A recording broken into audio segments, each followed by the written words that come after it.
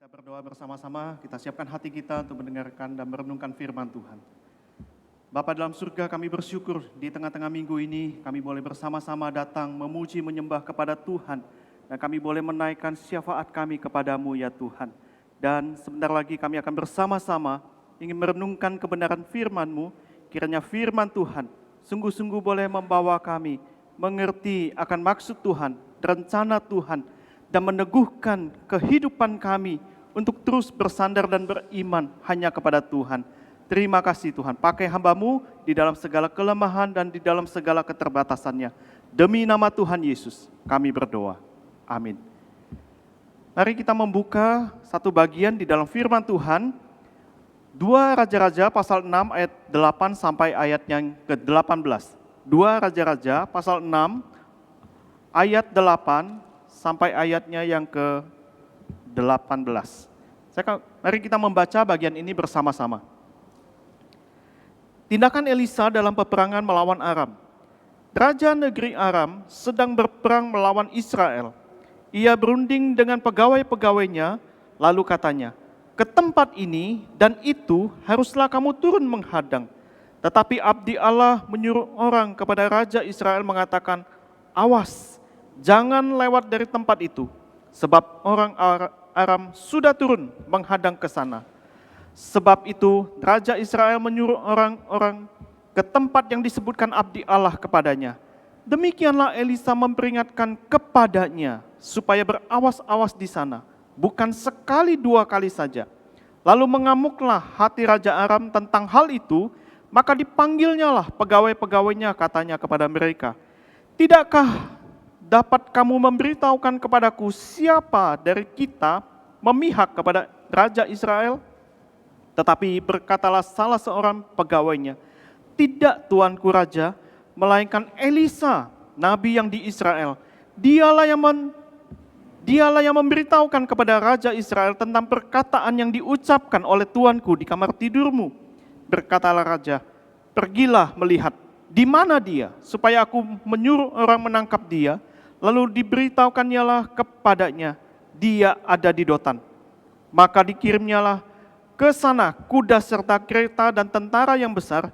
Sampailah mereka pada waktu malam, lalu mengepung kota itu.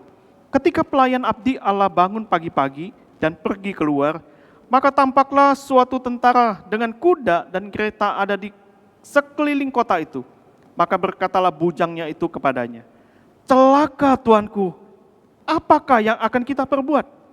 Jawabnya, "Jangan takut, sebab lebih banyak yang menyertai kita daripada yang menyertai mereka." Lalu berdoalah Elisa, "Ya Tuhan, bukalah kiranya matanya, supaya ia melihat." Maka Tuhan membuka mata bujang itu, sehingga ia melihat. Tampaklah gunung itu penuh dengan kuda dan kereta api sekeliling Elisa. Ketika orang-orang Aram itu turun mendatangi dia, berdoalah Elisa kepada Tuhan, "Butakanlah kiranya mata orang-orang ini." Maka dibutakannya lah mata mereka sesuai dengan doa Elisa. Sampai di sini pembacaan firman Tuhan. Berbahagia setiap kita yang membaca, merenungkan, serta melakukan firman Tuhan itu di dalam kehidupan kita hari lepas hari. Saudara-saudara yang dikasihi oleh Tuhan, di era tahun 1990-an, ada salah satu acara kuis di televisi yang begitu populer dan sangat digemari oleh banyak orang. Termasuk saya juga sangat menyukai acara kuis ini, yaitu Who Wants to be a Millionaire. Di dalam permainan ini atau di dalam kuis ini, di mana setiap peserta yang duduk di kursi panas itu akan diberikan pertanyaan-pertanyaan di dalam babak demi babak. Dan di dalam setiap pertanyaan-pertanyaan itu, maka mereka harus menjawab 4 pilihan daripada jawaban yang disediakan. Sehingga pada waktu mereka menjawab itu, maka mereka akan masuk ke dalam pertanyaan kedua dan pertanyaan seterusnya. Jikalau peserta mengalami kesulitan di dalam menjawab pertanyaan itu, maka di dalam kuis ini menyediakan 3 alat bantu bagi mereka untuk mendapatkan jawaban yang benar atau menentukan jawaban mana. Jawaban tersebut adalah jawaban yang benar, yaitu 50-50. Di setiap pertanyaan itu ada 4 pilihan yang harus mereka pilih salah satu maka kalau mereka memakai satu alat bantu yaitu 50-50, maka dua jawaban itu akan dihilangkan dan hanya tersisa dua. Maka mereka harus memilih antara jawaban yang satu, yang pertama, atau jawaban yang kedua. Itu adalah alat bantu yang pertama. Kemudian alat bantu yang kedua adalah phone a friend. Maka mereka bisa memakai alat bantu ini dengan menelpon siapa saja. Entah itu saudaranya, orang tuanya, atau teman-teman yang dianggap pintar mungkin untuk membantu dia bisa menjawab pertanyaan yang diajukan kepadanya. Lalu alat bantu yang ketiga adalah as the audience, yaitu meminta kepada peserta yang menonton itu untuk membantu. Dan pemandu acara itu akan mempersilahkan penonton itu untuk menentukan jawaban mereka, ataukah mereka memilih A, B, C, atau D. Maka di situ setelah waktu yang sudah ditentukan akan terlihat statistiknya, di mana audiens itu memberikan jawaban. Di dalam kuis ini, seandainya di dalam kehidupan kita mungkin adalah satu kehidupan, apalagi di dalam masa-masa pandemi ini, ada begitu banyak kita mengalami berbagai macam krisis, kesulitan-kesulitan. Kalau seandainya kesulitan-kesulitan itu ada yang membantu kita, atau ada tools, atau ada alat bantu yang bisa membantu mengatasi kesulitan-kesulitan kita, kira-kira alat bantu apa yang akan kita gunakan untuk menolong kita keluar dari berbagai macam krisis yang kita hadapi? Apakah kita akan menggunakan atau memakai orang-orang yang punya jabatan tertentu, yang mempunyai jabatan yang tinggi untuk menolong kita di dalam mengatasi kesulitan kita? Ataukah kita akan menggunakan cara-cara deal tertentu kepada orang-orang supaya kita bisa win-win solution untuk mengatasi berbagai problema yang ada di dalam kehidupan kita? Atau kita bertanya kepada Tuhan, kita memohon kepada Tuhan untuk meminta pertolongan kepadanya? Di dalam perikop ini, di mana mengisahkan tentang pengalaman seorang abdi Allah yang bernama Nabi Elisa menghadapi satu krisis yang besar di dalam hidupnya. Bagaimana tidak dia menghadapi krisis yang begitu besar di dalam hidupnya, karena dia sedang diperhadapkan dengan dua bangsa yang menekan hidupnya, yaitu bangsa Aram dan bangsa Israel sendiri. Bagaimana dengan bangsa Aram? Bangsa Aram di dalam kisah ini, di mana diceritakan seorang raja yang bernama Ben-Hadad, dia begitu kesal dan bahkan ingin menangkap Nabi Elisa karena perbuatan dan tindakannya. Kenapa? Karena bangsa Aram ini ingin sekali untuk menaklukkan Israel. Dan setiap sekali mereka ingin menaklukkan Israel, maka mereka mempersiapkan sebuah strategi-strategi. Di dalam strategi itu, maka apa yang akan mereka lakukan, rancangkan itu, selalu diketahui oleh Elisa. Bahkan Raja Ben-Hadad ini curiga, jangan-jangan ada musuh dalam selimut yang membocorkan rahasia strategi perangnya itu. Tetapi para pegawainya itu memastikan bahwa bukan mereka, tidak ada satupun yang mengkhianati Raja Ben-Hadad itu. Ada satu Nabi Elisa, orang Israel itu, yang tahu persis apa yang terjadi atau menjadi strategi daripada Ben-Hadad, sehingga bangsa Israel lolos daripada apa yang menjadi rencana-rencana daripada bangsa Arab. Dan di sisi yang lain, bangsa Israel sendiri, sebenarnya Nabi Elisa berusaha tetap sebagai seorang nabi Allah. Dia ingin menyatakan satu kebenaran Allah. Tetapi dia juga sebagai seorang warga negara yang baik, maka dia pun juga ingin membantu negaranya supaya tidak terjajah oleh bangsa asing. Maka dia tetap memberitahukan kepada Raja Israel yang pada waktu itu yang memerintah adalah Raja Yoram. Raja Yoram dengan Nabi Elisa sebenarnya tidak mempunyai satu hubungan yang baik. Kalau kita membaca sejak di dalam pasal yang ketiga, maka sejak Raja Yoram itu memerintah, pada waktu dia ingin menyerang bangsa Moab, Nabi Elisa meledek dia, menghina dia, maksudnya mengejek dia karena dia tidak mengandalkan Tuhan. Dan kemudian Elisa juga di dalam pasal yang kelima, dia menyembuhkan seorang panglima Aram yang bernama Naaman. Justru inilah yang membuat kekesalan daripada Raja Yoram, yaitu Raja Israel. Kenapa tidak? Dia sangat membenci Elisa. Justru ini menjadi satu kesempatan, kalau seandainya Naaman itu tidak disembuhkan, maka pastilah bangsa Israel bisa mengalahkan bangsa Arab. Dan juga Raja Yoram pernah menyalahkan Elisa. Kalau kita membaca di dalam pasal berikutnya, bagaimana pada waktu Samaria dikepung oleh bangsa Arab, maka terjadi satu kelaparan yang sangat hebat. Maka disitulah puncak kemarahan Yoram untuk memenggal, mencari Nabi Elisa, dan dia ingin memenggal kepala daripada Elisa. Di dalam menghadapi situasi krisis yang begitu besar yang dihadapi oleh Nabi Elisa, namun sikap atau respon Nabi Elisa adalah dia dengan tetap tenang. Dia tidak takut baik itu kepada Raja Aram yang ingin menangkap dia, bahkan mungkin juga bisa membunuhnya, ataupun juga Nabi Elisa tidak takut kepada Raja Yoram yang ingin memenggal kepalanya. Karena dia tahu ada Tuhan yang menyertai dia. Sehingga di dalam ayat yang ke-15 di situ tercatat bahwa bagaimana pada waktu pelayan Elisa atau bujangnya Elisa pagi-pagi benar ketika dia hendak pergi keluar kota, dia melihat begitu banyak sekali tentara Aram yang mengepung kota di mana dia tinggal, yaitu di Dotan.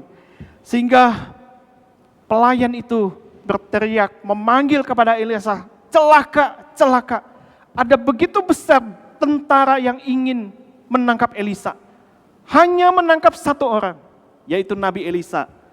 Maka Ben-Hadad mengerahkan begitu besar tentara untuk menangkap Nabi Elisa. Namun di dalam ayat yang ke-16, firman Tuhan mencatat bagaimana besarnya iman Nabi Elisa itu. Dia dengan tenang berkata, jangan takut. Sebab lebih banyak yang menyertai kita daripada yang menyertai mereka. Untuk membuktikan hal itu, pada waktu terjadi percakapan antara Nabi Elisa dengan bujangnya atau pelayannya itu, maka Elisa berdoa supaya Tuhan membukakan mata rohaninya, supaya melihat apa yang dikerjakan oleh Tuhan terhadap bangsa Israel, dan apa yang akan dikerjakan oleh Tuhan kepada bangsa Aram itu. Saudara-saudara yang dikasihi oleh Tuhan, Nabi Elisa mempunyai iman yang begitu luar biasa dibandingkan dengan bujangnya atau pelayannya Elisa ini. Padahal kalau kita bisa menduga bujangnya atau pelayan daripada Elisa ini boleh dikatakan sebagai satu kelompok daripada rombongan nabi-nabi. Seharusnya bujangnya atau pelayannya ini yang sudah tinggal bersama-sama dengan Elisa, yang sudah tinggal hidup bersama-sama dengan Elisa, dan bahkan juga mengalami bagaimana pertolongan Tuhan yang begitu luar biasa pada waktu mereka misalnya di dalam pasal 6 di ayat yang pertama itu bagaimana mereka ada satu kisah di mana kapak yang mereka pinjam itu tenggelam di dalam sungai dan Nabi Elisa melemparkan kayu maka timbullah kapak itu di atas sungai itu dan mereka tinggal mengambilnya. Suatu peristiwa yang sangat tidak mungkin terjadi tetapi melalui Nabi Elisa itu dilakukan dengan kuasa Tuhan. Saudara-saudara yang dikasihi oleh Tuhan, seringkali ada begitu banyak hal yang menghambat penglihatan mata rohani kita, yang membutakan mata rohani kita. Sehingga pada waktu kita menghadapi berbagai macam krisis kehidupan kita, kita begitu sulit sekali untuk mengalami kuasa Tuhan. Ada begitu banyak faktor yang membuat kita buta di dalam kerohanian kita. Misalnya yang pertama adalah pada waktu kita menghadapi berbagai macam kesulitan, krisis kehidupan, kita hanya lebih fokus kepada masalahnya. Fokus itu menjadi masalah kita yang secara berlebihan. Sehingga ketika kita disibukkan dengan berbagai macam kesibukan-kesibukan yang tanpa henti, kita akhirnya mengalami sebuah kelelahan demi kelelahan. Sehingga kesibukan itu menjadi satu tekanan, yang menjadi beban yang di dalam hidup kita, yang menghalangi kita untuk melihat satu rencana besar. Tuhan ingin menempatkan sesuatu di dalam rencananya atas hidup kita.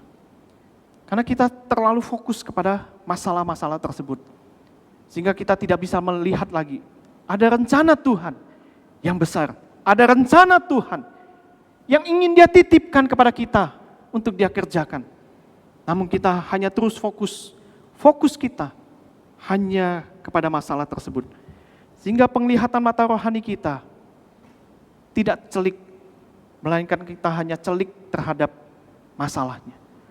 Yang kedua adalah yang menjadi penghambat penglihatan mata rohani kita adalah karena kita selalu mengandalkan kekuatan kita sendiri. Kita memandang bahwa kehidupan dan tatanan lahiriah yang sangat pragmatis ini, itu adalah sesuatu yang sangat dikejar. Kalau berbicara mengenai hal-hal yang rohani, itu nanti belakangan. Itu adalah yang nomor sekian. Tetapi ini yang ada di depan mata, ini adalah sesuatu yang sangat pragmatis, yang dimana kita ingin melihat bagaimana kalau sesuatu itu bisa dikerjakan dengan kekuatan kita, dengan pemikiran kita, dengan topangan oleh orang-orang yang mendukung kita, mensupport kita, apalagi dengan orang-orang yang berpengaruh, yang mempunyai jabatan tertentu. Maka disitulah kita mengundangkan segala kekuatan kita, dan kita melupakan hal-hal yang bersifat rohani, dan bahkan kita mengabaikan dan bersandar bagaimana kita bersandar kepada Tuhan. Dan ketika hal itu terjadi, maka sesungguhnya kita telah gagal memandang Allah sebagai Allah. Kita telah gagal mendapatkan kembali penglihatan rohani kita. Dan yang ketiga, yang menghambat penglihatan mata rohani kita itu adalah karena kita terus-menerus terikat di dalam dosa yang tidak ingin kita bereskan di hadapan Tuhan. Kita ingin terus-menerus menikmati dosa itu. Rasanya nanti deh Tuhan, saya ingin melakukan hal ini dulu. Karena ini adalah satu kesempatan. Kalau kesempatan ini lewat, padahal kesempatan itu adalah mengandung risiko, mengandung satu dosa atau yang mengandung sesuatu yang kita lakukan akan bertentangan dengan firman Tuhan, tapi kita mengabaikannya. Karena apa? Karena kita hanya fokus kepada masalahnya, fokus kepada diri sendiri, dan kita terus-menerus menikmati dosa itu. Dan kita hanya mempunyai satu keyakinan, atau kita mempunyai satu pemahaman yang salah. Pokoknya setiap minggu saya datang ke gereja, saya berdoa mohon pengampunan Tuhan. Nanti Senin sampai Sabtu saya bekerja, melakukan hal yang sama. Pokoknya hari Minggu saya berdoa hanya kepada Tuhan, mohon pengampunan Tuhan. Tuhan pasti akan mengampuni saya. Maka itu adalah satu konsep yang sangat salah sekali hidup kita sebagai orang Kristen. Dan itulah yang menjadi penghambat, yang mematikan mata rohani kita sehingga kita tidak melihat dengan jelas lagi apa yang menjadi rencana Tuhan di dalam hidup kita. Maka saudara-saudara yang dikasihi oleh Tuhan, bagaimana kita bisa mendapatkan kembali penglihatan mata rohani kita yang bersih, yang murni di hadapan Tuhan. Maka yang pertama, melalui perenungan kita di dalam perikop ini, kita belajar melalui Nabi Elisa, bagaimana hidupnya selalu hanya bersandar kepada Tuhan. Dia begitu dekat kepada Tuhan sehingga mata rohaninya, dia tahu apa yang menjadi rencana Tuhan, sehingga dia harus berbuat sesuatu, baik untuk bangsa Israel maupun untuk bangsa Aram. Yang pertama adalah fokus kepada Tuhan, bukan kepada masalahnya. Elisa memang dicatat di dalam perikop yang kita baca ini. Tetapi Nabi Elisa disebut 3 kali di dalam bagian ini sebagai abdi Allah. Perikop ini berbicara tentang Allah sendiri. Allah yang berdaulat, Allah yang berintervensi di dalamnya. Elisa hanya sebagai alat Tuhan, instrumennya Tuhan untuk menjalankan rencana dan kehendaknya. Sehingga pada waktu Elisa tahu ada rencana Tuhan yang dia titipkan kepada dirinya, maka mata rohaninya tidak buta. Dia tahu bahwa dia hanya fokus kepada Tuhan. Bukan masalah-masalah yang dia hadapi. Memang Raja Ben-Hadad ingin menangkap dia, bahkan ingin membunuh dia. Raja Yoram pun ingin menangkap dia dan ingin memenggal kepalanya. Tetapi bukan itu yang menjadi fokus dia. Nabi Elisa bisa saja dia pergi menyendiri, pergi ke tempat yang sunyi untuk dia pergi menenangkan diri seperti apa yang pernah dilakukan oleh Nabi Elia, pergi ke tempat yang sunyi. Dia bisa melarikan diri, tetapi itu tidak dilakukan oleh Nabi Elisa. Sehingga ketika Nabi Elisa memandang Allah sebagai Allah, dia bisa melihat dengan mata rohani yang bersih.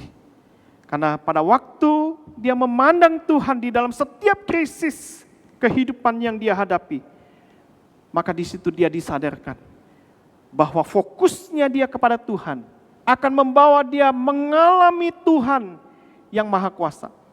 Allah yang kita sembah adalah Allah yang Maha Kuasa. Tuhan mengetahui setiap perbuatan-perbuatan yang dilakukan oleh manusia. Manusia bisa melakukan dengan segala kekuatan yang besar, dengan mengutus orang-orang yang banyak atau massa yang banyak untuk menakutkan kita, untuk mengkerdilkan atau menciutkan nyali kita. Tetapi pada waktu kita memandang Allah yang Maha Kuasa itu, maka Tuhan bisa menyelesaikan semuanya itu. Karena Nabi Elisa percaya ada Tuhan yang menyertai dia.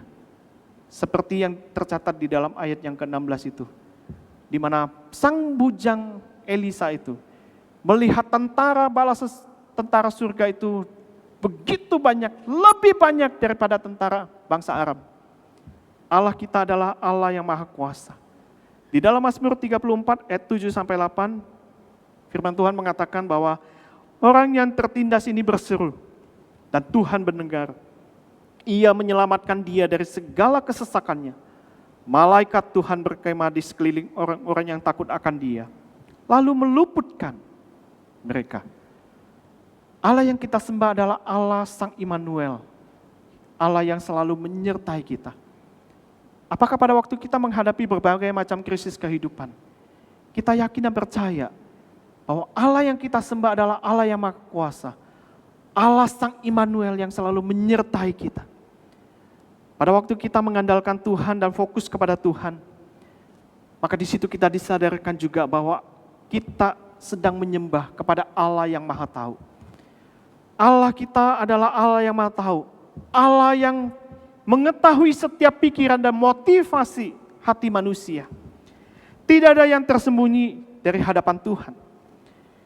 Di dalam Yohanes pasal 2 ayat yang ke-24, di situ dicatat bahwa sebab ia tahu, Yesus tahu apa yang ada di dalam hati manusia.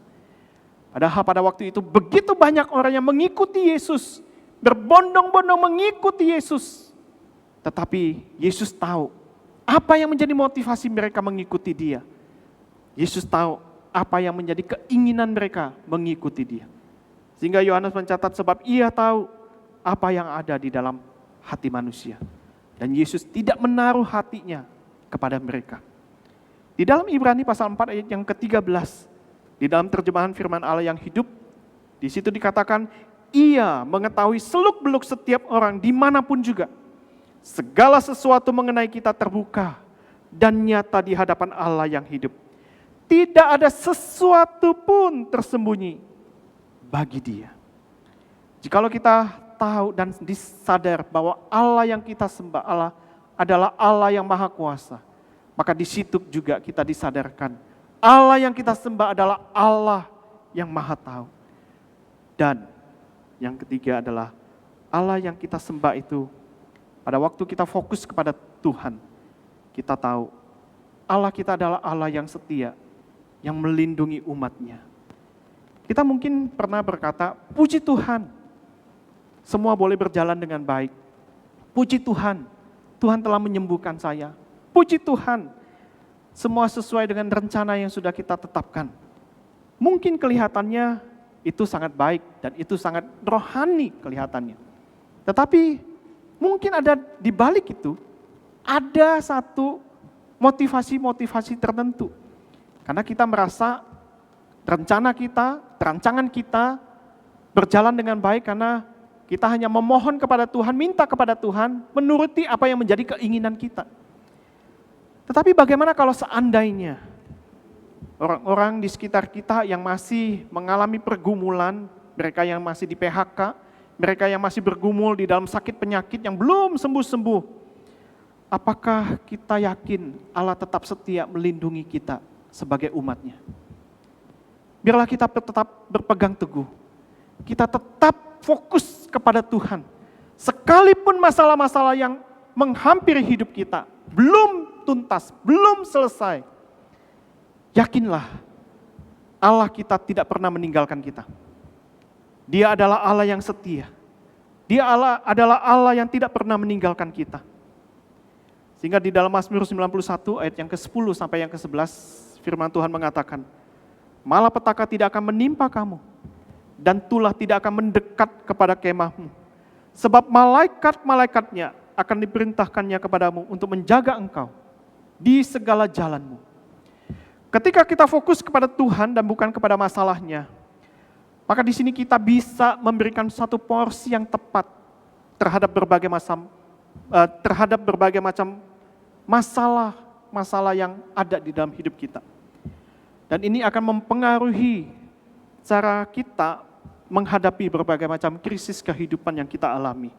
Sehingga hidup yang kita alami, bagaimana kita menjalaninya, kita tetap berada di dalam jalurnya Tuhan.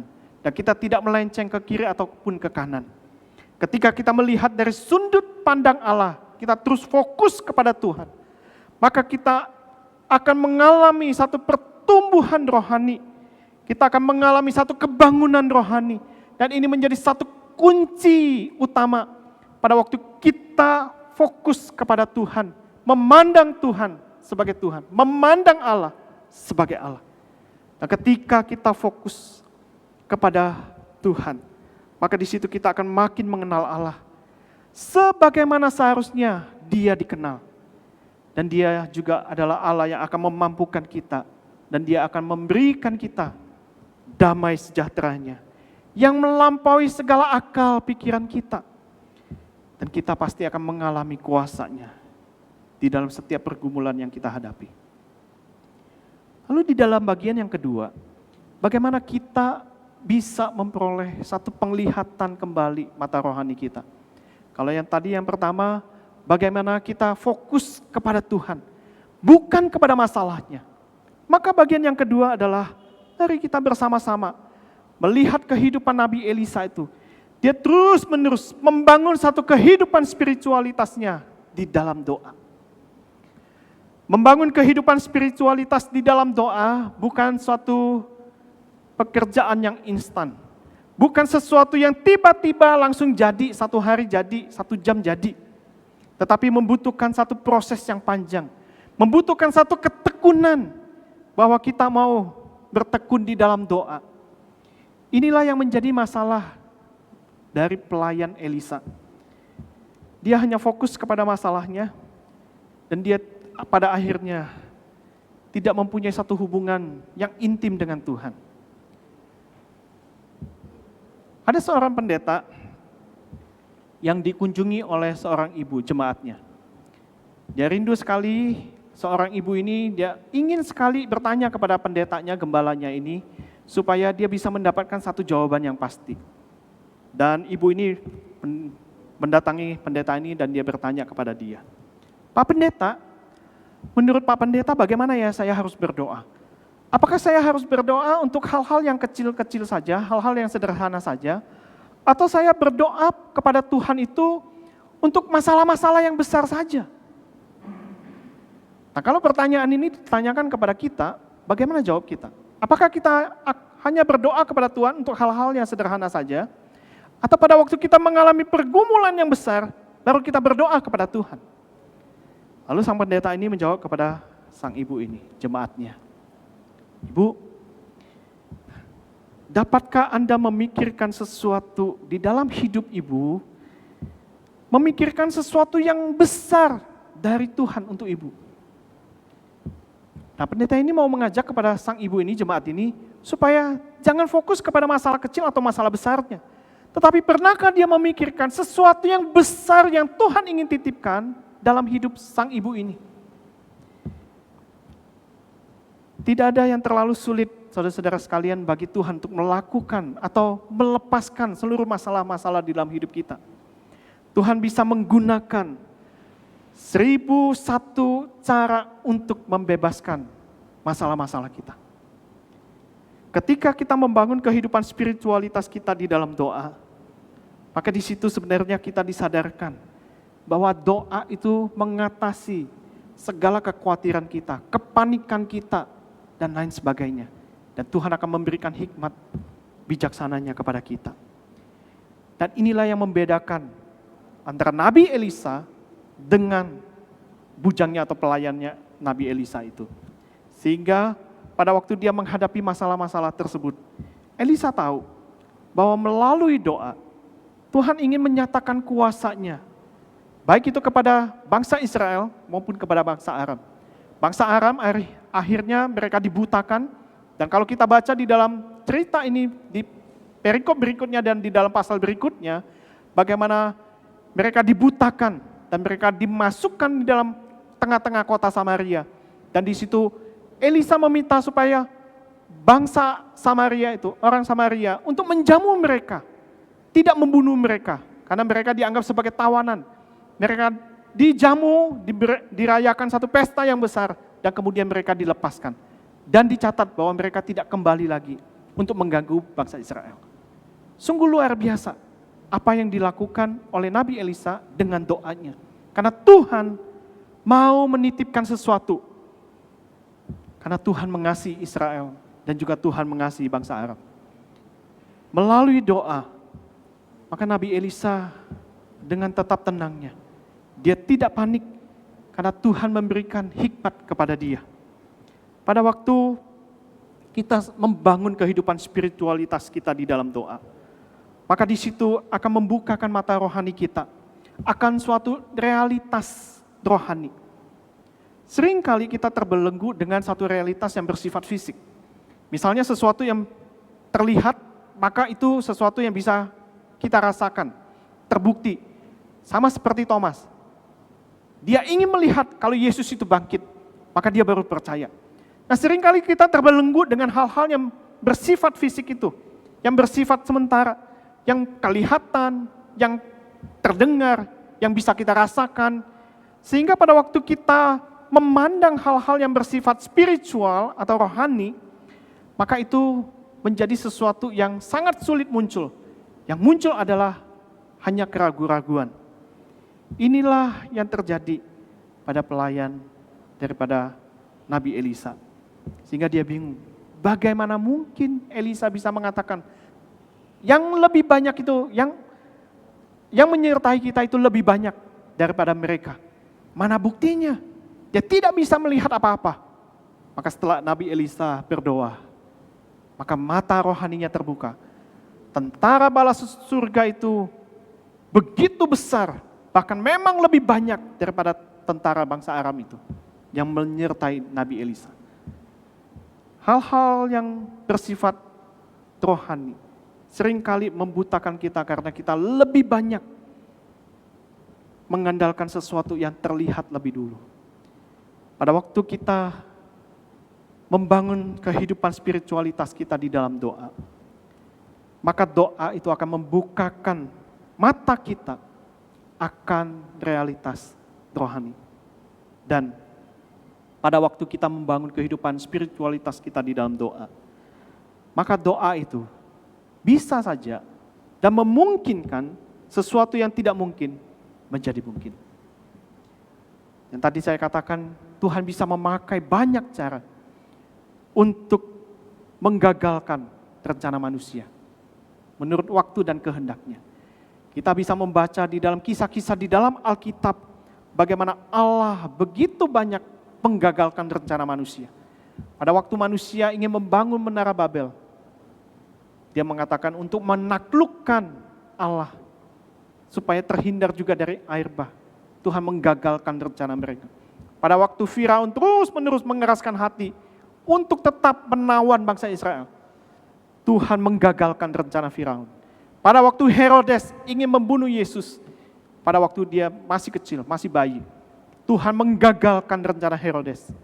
Dan pada waktu rasul-rasul dipenjarakan, maka Tuhan membebaskan rasul-rasul karena doa daripada jemaat itu. Tuhan bisa memakai berbagai macam cara untuk menjadikan yang tidak mungkin bagi kita, yang di luar kemampuan pikiran kita, rasio kita, melalui doa, Tuhan bisa menjawab bahwa dan kita akan terkagum-kagum akan jawaban doa Tuhan. Melalui perenungan kita pada malam hari ini, Tuhan ingin mengajak kepada kita Mari kita memandang Allah sebagai Allah. Sehingga disitulah kita akan mendapatkan kembali penglihatan rohani kita. Memang akan selalu ada hambatan yang menghalangi kita untuk kita mendapatkan kembali penglihatan rohani kita. Karena kita hanya lebih fokus kepada masalahnya, bukan kepada Tuhan. Kita hanya terus-menerus mengandalkan kekuatan kita. Dan kita terus terikat kepada dosa. Dan kita tidak pernah mau membereskannya di hadapan Tuhan.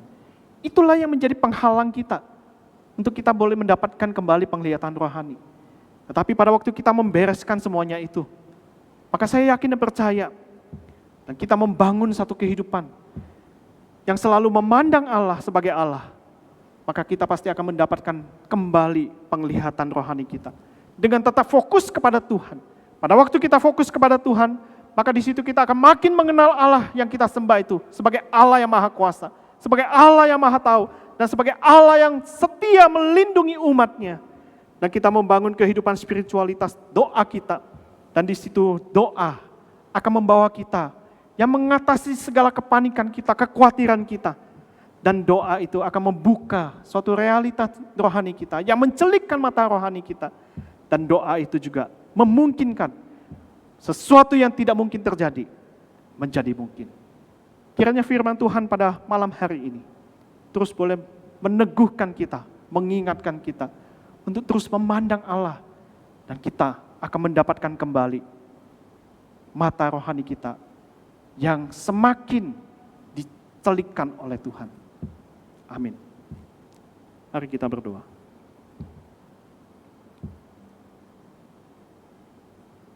Bapa di dalam surga, kami bersyukur kepadamu untuk firman Tuhan yang boleh mengingatkan kami. Seringkali ya Tuhan, di dalam kehidupan kami, apalagi di tengah-tengah masa yang sangat sulit ini, kami lebih banyak mengandalkan kekuatan kami sendiri. Kami hanya mengandalkan apa yang menjadi kemampuan kami dengan melihat, dengan mengatur segala sesuatunya, dengan meminta orang-orang yang berpengaruh dan sebagainya. Tetapi ternyata kami melupakan Tuhan di dalam segala aspek kehidupan kami. Tuhan, kiranya melalui firman-Mu boleh menegur kami. Ampuni kami ya Tuhan kalau selama ini mata rohani kami telah dibutakan karena kami hanya selalu fokus kepada masalahnya dan bukan kepada Tuhan. Terima kasih ya Tuhan, bangunkan kami sehingga kehidupan, spiritualitas kehidupan kami boleh membangunnya, salah satunya melalui doa. Sehingga doa menjadi satu nafas hidup, gaya hidup kami sebagai orang Kristen. Terima kasih Tuhan. Kami bersyukur untuk firman yang boleh Engkau berkati malam ini bagi kami semua. Demi nama Tuhan Yesus, kami berdoa dan mengucap syukur. Amin. Kebaktian doa kita selesai, Tuhan Yesus memberkati kita sekalian.